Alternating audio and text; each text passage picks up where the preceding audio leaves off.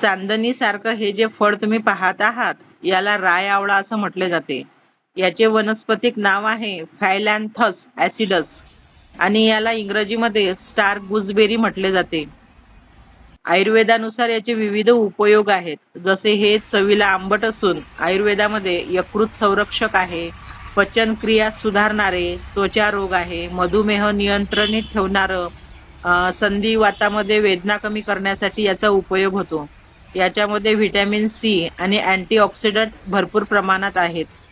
यकृताचा जो विकार आहे त्याकरिता हे अत्यंत उपयुक्त आहे. पचन जे आहे पचन क्रिया चांगलं करते. याच्यामुळे रक्ताची पातळी ही नियंत्रणात राहते.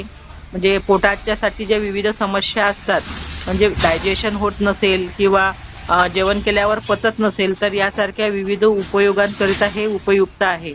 याचे जे फळ आहे, फुलं आहे, त्याचं खोड आहे, त्वचेच्या ज्या सुरकुत्या पडतात त्या यामुळे कमी होतात.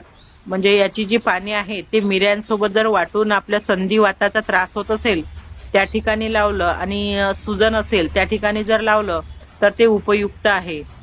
काही अभ्यासक जे आहेत त्यांच्या मतानुसार कर्करोगाचा जो आजार आहे म्हणजे कॅन्सर आजार त्याकरिता हे अतिशय उपयुक्त आहे. याचे फळ जे आहे हे तापाला नियंत्रणित करते, म्हणजे ताप कमी करण्याकरिता याचा उपयोग होतो. कारण याच्यामध्ये अँटीबॅक्टेरियल जो गुण आहे तो भरपूर प्रमाणात आहे. असं हे बहुउपयोगी जे फळ आहे त्या फळाचा ज्यूस किंवा पानांचा अर्क हा सुद्धा वापरला जातो विविध आजारांकरिता.